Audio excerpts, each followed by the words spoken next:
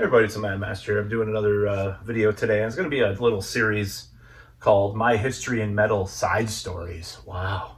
A little anthology of the anthology. Oh my God, it's so impressive. Our organizational skills are so great. Oh, not really, but... so anyways, it's My History in Metal Side Stories where I tell like something I didn't, talk, I called it addendum or something, but this is actually a story. Didn't go into detail in the regular videos, and I want to kind of not explain stuff, but just tell these stories. And it's the first time I'm talking, or the second time today I'm talking about these kinds of subjects, but I think they're kind of funny anyways. So this is a time that I brought adult magazines to school, and I was in 6th grade, and I'm going to tell that story. So I went to this alternative, I went to an alternative high school 2 of the years, but before that, for 6th grade at least, I went to this like private sort of alternative kind of hippy dippy, post hippy dippy, PC, what's called woke nowadays, politically correct kind of middle school / elementary school. 6th grade, in the States, 6th, 7th, and 8th is middle school. So maybe not every state, but in my state it is. So I went to middle school, 6th grade at this school, and we learned about like political correctness and which the teacher that I was in school with, or the teacher of that class, which was, he taught most of the classes at that school at that time, he actually denied later being like that PC and stuff. I was just kind of making fun of it. Bullshit, baloney. It's so untrue. So I don't think I went into all the detail of this in the video, so I'm telling the story. So, I'm kind of a curious kid, and, I'm kind of developing my fondness for the lady folk.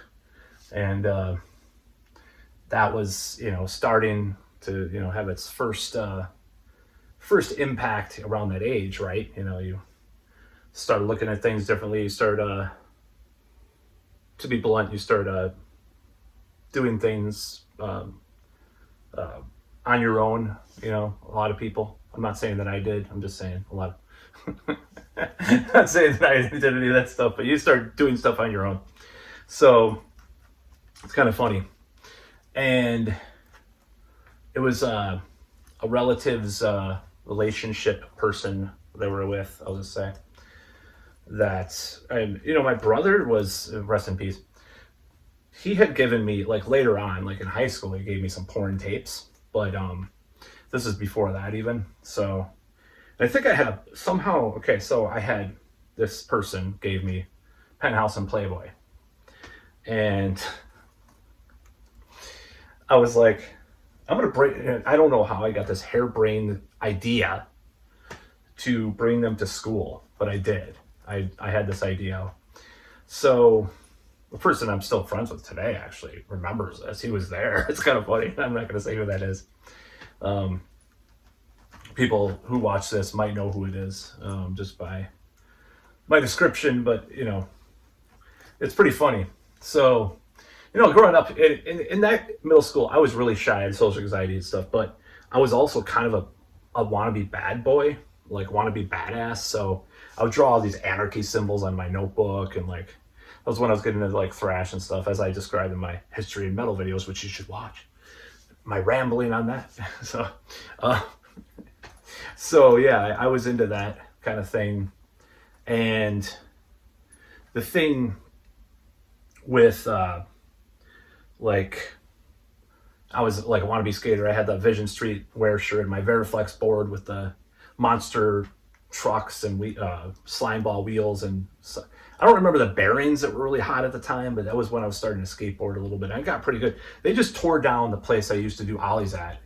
I could film that. They just tore it down. They dug a huge thing. They're putting another condo here. Another condo for those great tech workers that'll be out of a job in 5 years because of AI. But I'm just kidding. I'm being an asshole. But this mayor, anyways, I'm not going to talk about that. So anyways, so I was starting to get into that kind of stuff. I had some friends that were kind of proto-juvenile delinquents. One I met up later in high school, I was hanging out with someone and we were downtown, and he's like, he was drinking, like, he had a bottle of Robitussin. I'm robing, man. I was like, I didn't know what that was at the time. He dropped out of school. I think he got his GED later. The guy was my best friend at the time. He didn't go to the same school as me. So what happened was I went to regular elementary, graduated from elementary, went straight to this alternative school. Then someone didn't want to pay. I don't know if it was my father or whoever. My mother wanted me to go continue on with the same school. I went to regular middle school after that, and I had culture shock. As you'll see with 1991, my history in metal. Well, I'll talk about that. That's why I'm doing this side video, because it's kind of this in-between video and talking about this whole event. And back then I was really sensitive. Like if someone accused me of farting, I got really freaked out, and I walked out of school one day and I went home on the bus because someone accused me of farting. So anyways, that was around the same time I brought the porn mags to school. But so I was into comics quite a bit, and I don't know how I managed this, but I had The Killing Joke, Batman, Alan Moore. It's also into Frank Miller, Dark Knight Returns, and I somehow put one of those magazines in there, and I was reading it during like reading time. We had like half an hour reading time, like twice a day or something. I was looking at the Penthouse or Playboy or whatever. So I was like, and I told someone. I told it was my friend, and it got around to some friends, and we went to the bathroom, the men's bathroom, and we were looking at these magazines. But someone narked on me. I don't know who it was. Now that I'm thinking about that, hopefully it's not my current friend that I still talk to, that I hang out with. I'm going to ask him, actually. That's a great idea. I did push him into a lake, and I did bully him a little bit early on, so maybe I deserved getting narked on if he did it. I don't think he did necessarily him. I think maybe one of the other kids. I think I know who it was. It probably wasn't him. So someone told on me, and their ultra uptight, politically correct teacher scolded me about it, took away the mags, and they did this like lecture for like an hour, not an hour, like half an hour.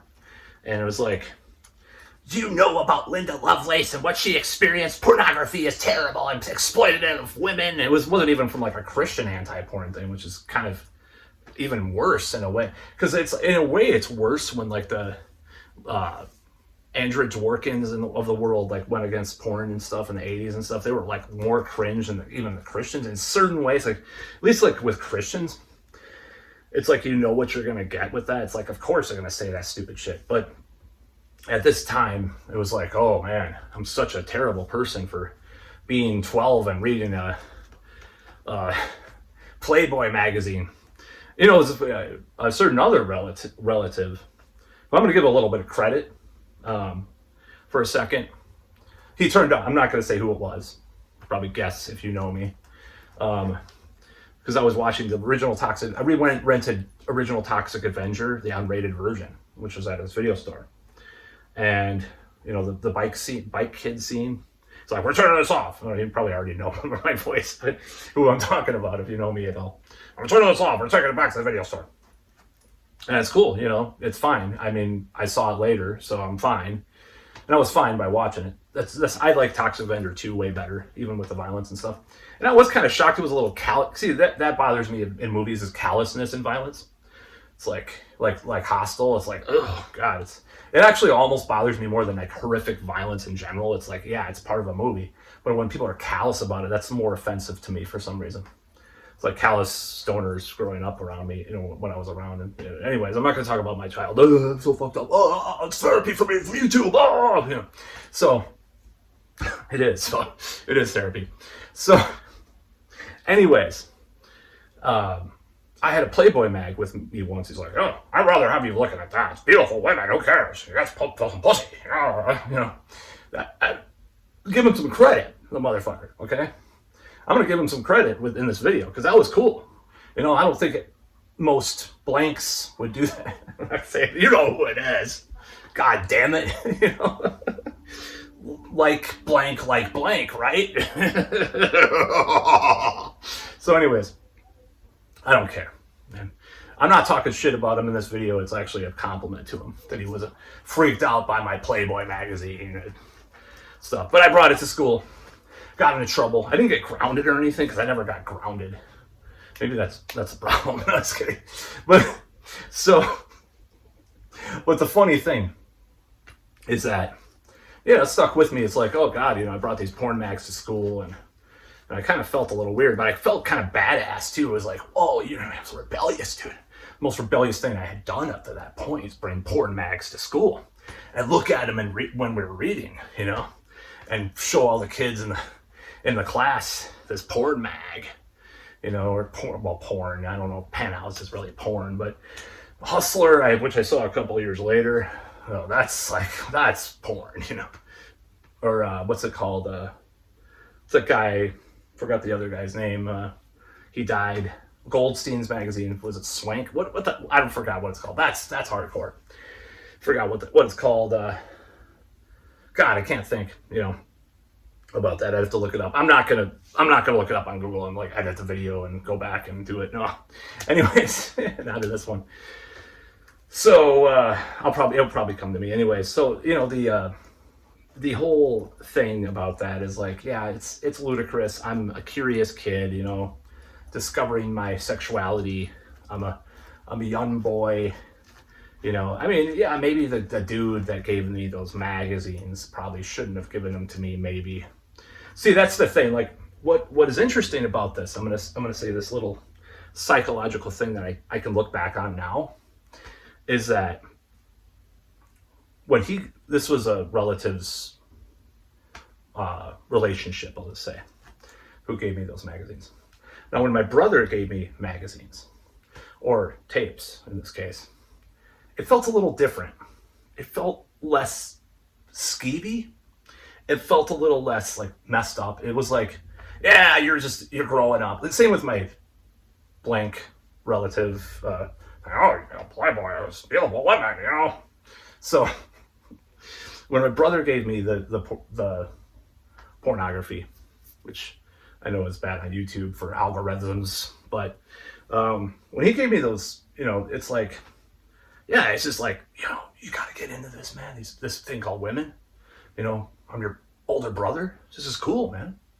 It's cool. You don't have to talk about, what you do with them. I don't think he was like that, but it's kind of it's kind of this family heirloom or something. It's but when it's someone else not related to you gives you that, and it's and they are also molest your cousin.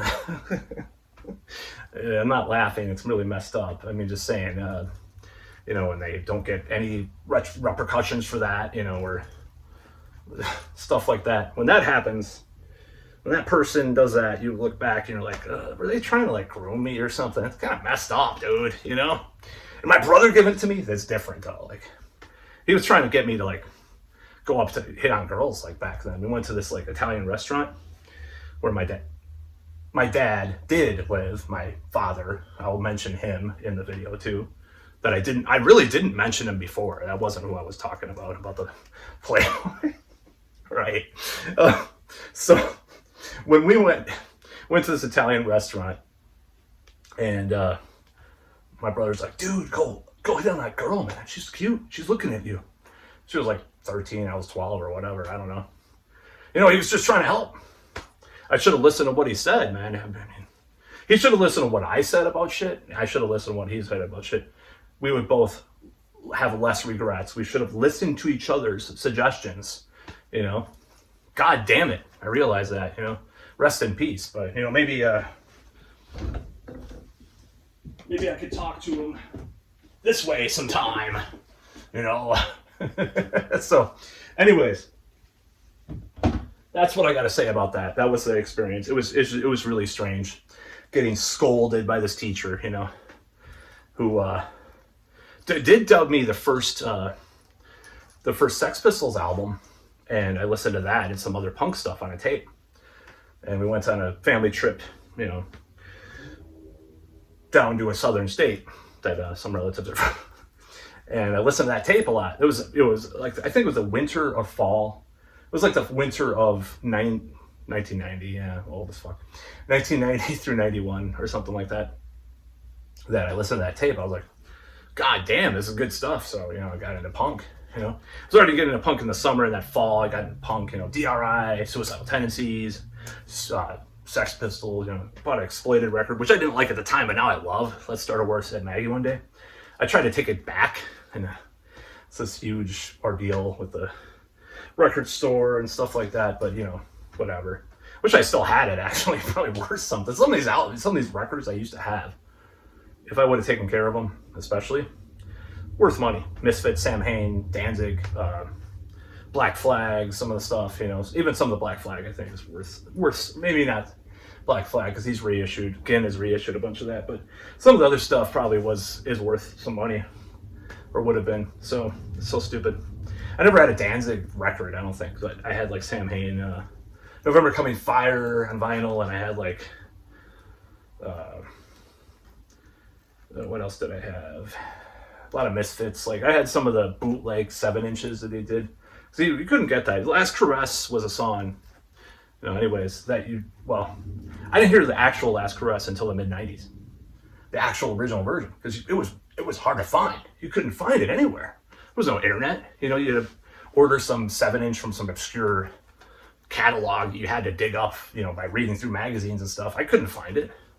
So, you know, I didn't hear that until collection 1 or 2 came out. No, it sucked.